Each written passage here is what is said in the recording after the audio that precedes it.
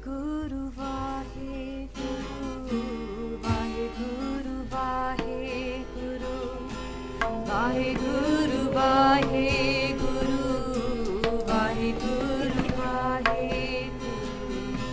Vaheguru. Vaheguru Ji Ka Khalsa, Vaheguru Ji Ki Fateh.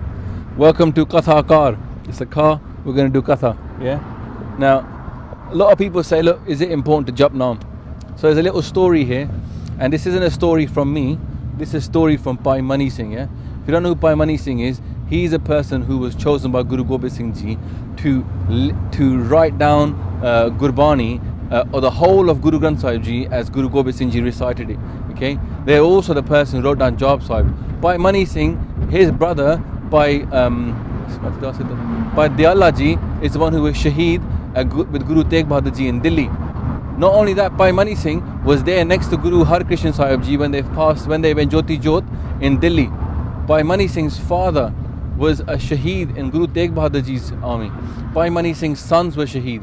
Bhai Mani Singh's brothers were Shaheed. 28 people in Bhai Mani Singh's family were Shaheed. Bhai Mani Singh was chosen to go and look after Harmandir Sahib and Akal Takht Sahib when the Khalsa took over from Guru Gobind Singh Ji.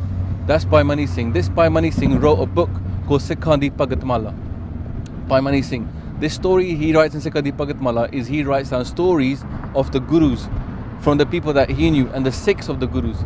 Now, it's a story about Guru Nanak Dev Ji. Some Sikhs once came to Guru Nanak Dev Ji Maharaj and they said to them, Maharaj, you say to us, live in your houses. Don't have to go off to live in any ashrams. Live in your houses. Be married. Have kids. And just wake up in the morning, do Naam Japana and do a bit of part and Kirtan. But that doesn't make any sense, Maharaj, because the yogis now and the Brahmins are coming up to us and they're telling us, you know what, you don't do work hard enough. I see people hanging upside down inside from wells. They see people whipping themselves. They see people standing up with one arm like this and stuff to do some kind of penance from the gods. And they say to us, Maharaj, that the harder you work, the more you should get rewarded. It makes sense, right? Now, Maharaj, but we're just working, we're just simple. We just wake up in the morning, do our part, our Naam Simran, and then we go to work. And they're saying, you guys aren't working hard enough, you're not going to get mukti.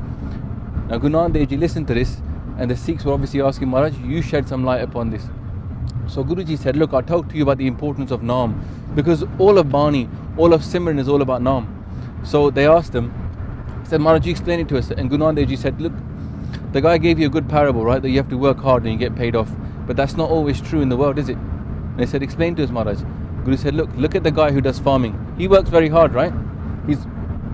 He's always out there, day in, day out, working, looking after the field.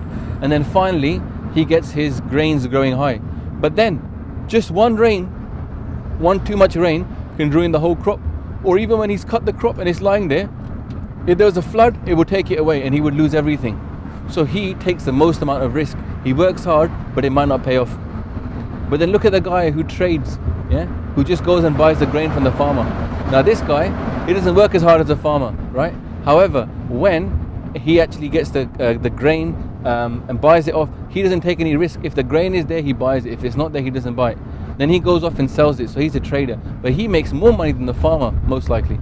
Yeah, he doesn't work as hard, doesn't take as much risk, but he works and he makes more money.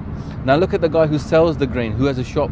The shopkeeper probably makes even more money than that trader, but the shopkeeper takes even less risk. He doesn't have to go out and travel to people and do all this hard work. He just sits in his shop. People come to him and give him grain, and people come to him and buy the food off him. So he works this, but he's probably richer than both the farmer and the guy who's a trader. Now take the example of then somebody who owns an even better shop, like the jeweler. Yeah, now the jeweler, he only has to buy, he only takes one little diamond, right? And he doesn't have to work so hard. People come to him to sell it to him, and he sits there on his desk, not even working hard, day in, day out, cleaning vegetables, just cutting that little grain, making it into the jewels, yeah, making it beautiful. But when he gets a sale, he makes big money. And in fact, from one sale, he could probably knock off for a whole month and nobody worried. He'd be like, yeah, man, I've made my money for the whole month. So the jeweler, he works the least hard, but he makes probably more money than the greengrocer, the trader, and the farmer. Amara said, this is how the world works. Those yogis, those Brahmins, they were telling you a way which is not real in the world. Amara says, Har ke naam ke vyapari. I'm the trader in God's name. Why? Because God's name in this world, in Kaljug, God's name is the best thing in the world ever. Therefore, it's like that jewel. And if we take God's name, we're working like the jeweler. We're actually trading in the highest trade. Yeah? Uche upar uchana. The highest of the high is a Naam in Kaljug. So that's why Mara says that a Gursikh doesn't have to worry about doing all this penance, doesn't have to go to Tiras, doesn't have to go anywhere else. All they have to do is wake up in the morning, say Waheguru, Waheguru, Waheguru, call upon the Ekakal Purukh who is inside us. And then once we've connected to that one, we experience that Naam. Then the next thing is to read the Bani, which is also Naam. It's the words of Guru Nanak, it's the words of Guru Gobind Singh Ji. We say these words, we will experience the world through Guruji's eyes. And that's why in that 20 minutes you're going to get transported to Sachkhand. And that's the value of Gurbani. Gurbani is Jagme Chanan. Gurbani is a light in this Kaljug.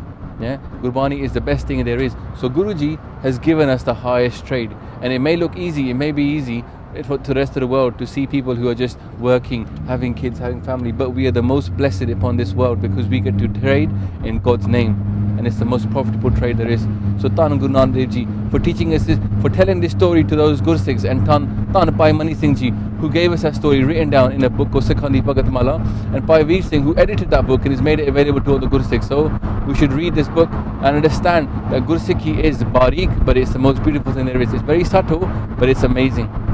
So that was just a bit of Katha in a car, Kathakar series number 1. If I made any mistakes, please forgive me. And thank you so much to Gyani Pinderpal Singh who did this Katha, and I've just ripped him off in English for you guys. Waheguru Ji Ka Khalsa, Waheguru Ji Ki Fateh.